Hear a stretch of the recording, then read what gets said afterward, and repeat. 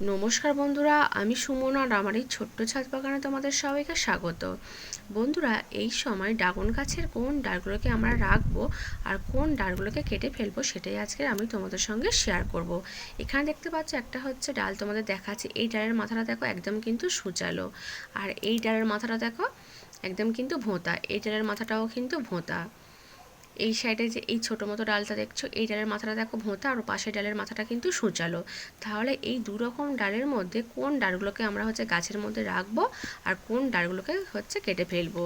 যে ডালগুলোর মাথাগুলো হচ্ছে সূচালো সেই ডালগুলোকে কিন্তু আমরা গাছের মধ্যে রেখে দেবো, আর যে ডালগুলোর মাথাগুলো ভোঁতা হয়ে গিয়েছে সেই ডালগুলোকে কিন্তু কেটে ফেলবো। কারণ এই ডালগুলো কিন্তু আর লম্বায় বাড়বে না, আর এই ডালগুলোতে কিন্তু কখনো ফলও আসবে না।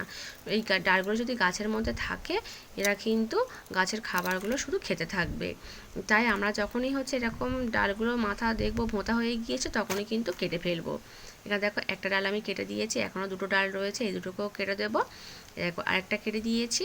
আর এই ডালগুলো কাটার সময় কিন্তু সাবধানে ধীরে ধীরে কাটতে হবে, কারণ ডালে কিন্তু কাঁটা ভর্তি, হাতে হচ্ছে গেঁথে যাওয়ার একটা ভয় থাকে, তাই কিন্তু ধীরে ধীরে ডালগুলোকে কাটতে হবে।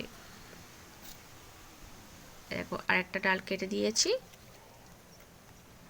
আর এই সাইডের দিকেও কিন্তু একটা ছোটো মতো ডাল রয়েছে, ওটাকে আর রাখবো না, কেটে দেবো। এখানে দেখো সব ডালগুলো কিন্তু আমি কেটে দিয়েছি, যে ডালগুলোর মাথাগুলো ভোঁতা হয়ে গিয়েছিল। আর এই সাইডটাতেও কিন্তু আমার অনেকগুলো ড্রাগন ফলের গাছ রয়েছে, আর এই ডালের মাথাটা দেখলে একদম কিন্তু সূচালো, আর এই ডালের মাথাটা দেখো ভোঁতা। এইটা, তার পাশেরটা, এখানে যে চারটে ডাল দেখছো প্রত্যেকটা ডালের মাথাগুলো কিন্তু ভোঁতা। আর আমি কিন্তু এই ডালগুলোকে রাখবো না, সব কেটে দেবো, কারণ এই ডালগুলো যদি গাছের মধ্যে রেখে দিই, এর তো ডালগুলো লম্বায় বাড়বেও না, আর ডালে কখনো ফলও হবে না। আর হচ্ছে এই ডালগুলো কিন্তু শুধু হচ্ছে গাছের খাবারগুলো খেতে থাকবে। এই ডালগুলোকে যদি কেটে দিই তাহলে কিন্তু যে ডালগুলোর মাথাগুলো সূচালো ওইগুলো কিন্তু খুব তাড়াতাড়ি লম্বায় বেড়েও যাবে, আর ওই ডালগুলো কিন্তু মোটাও হবে। আর আমরা কিন্তু সবাই কিন্তু এই ড্রাগন ফলের গাছ কিন্তু আমাদের ছাদ বাগানে রাখতে পারি, কারণ এই গাছের কিন্তু খুব একটা পরিচর্যা করতে লাগে না, আর পোকামাকড়ের আক্রমণও কিন্তু খুবই কম হয়। দেখো এতগুলো ডাল কিন্তু আমি সব কেটে দিয়েছি।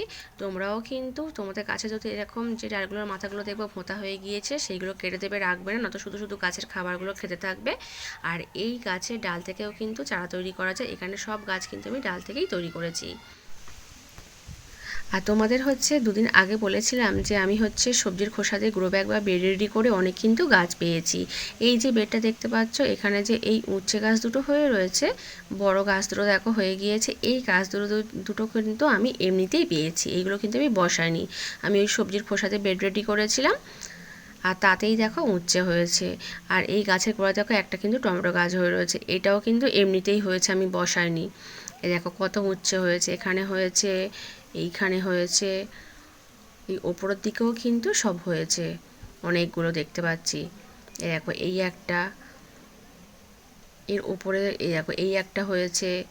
এর আগেও কিন্তু এই গাছ থেকে আমি হচ্ছে উচ্ছে তুলেছি, সেটা তো তোমাদের সঙ্গে শেয়ার করেছিলাম। আর ফের কিন্তু এতগুলো উচ্ছে এখানে কিন্তু ধরেছে। সবজির খোসাতে ব্রেড রেডি করলে কিন্তু গাছগুলোও খুব ভালো তৈরি হয় ওর মধ্যে, আর মাটিটাও কিন্তু দারুণ তৈরি হয়, আর হচ্ছে বেডটাও কিন্তু একদম হালকা থাকে। এই দেখো এই যে দুটো টমেটো গাছ দেখছো, এই গাছটা, তারপর এই বড় গাছটা, এইগুলো কিন্তু আমি একটাও কিনিনি, সব কিন্তু আমি এরকম বেডের মধ্যে হচ্ছে এরকম হয়েছিল সেইগুলোকেই তুলেই কিন্তু এর মধ্যে বসিয়েছি। সবটাই তো তোমাদের সঙ্গে শেয়ার করেছি যখন বসিয়েছি গাছগুলো। এই দেখো এই গাছটাতে ফুল চলে এসেছে। আর এই দেখো এখানে কিন্তু ফের দেখতে পাচ্ছি দুটো কিন্তু টমেটো গাছ হচ্ছে, এই একটা ছোট আর ওর থেকে আরেকটা ছোট এই সাইডে। এই পেঁয়াজের বেডটা থেকে কিন্তু আমি এই অনেকগুলো কিন্তু টমেটো গাছ এবারে পেয়েছি। আর এই দেখো এখানে কিন্তু পেঁয়াজ কালিগুলো হচ্ছে বাড়ছে, আর তিনটে ছিল, আজকের কিন্তু ফের একটা দেখছি বেরোচ্ছে, এই তিনটে। আর এখানে এই দেখো একটা ছোট্ট মতো। আর এই টমেটো গাছটা দেখো এই সবিনের প্যাকেটটার মধ্যে বসানো, এর মধ্যেও কিন্তু আমি তলায় হচ্ছে অল্প সবজির খোসা দিয়ে মাটি দিয়ে গাছটা বসিয়েছি, আলুর গাছ হয়েছে।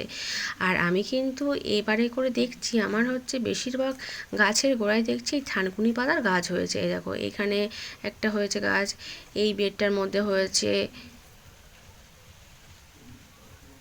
তারপরে এইখানে হচ্ছে এই লেবু গাছের বেডটার মধ্যে দেখো কত হয়েছে। এইগুলো কিন্তু আমি বসাইনি, এগুলো কিন্তু এমনিতেই হয়েছে, বুঝতে পারছি না কীভাবে এরকম হলো।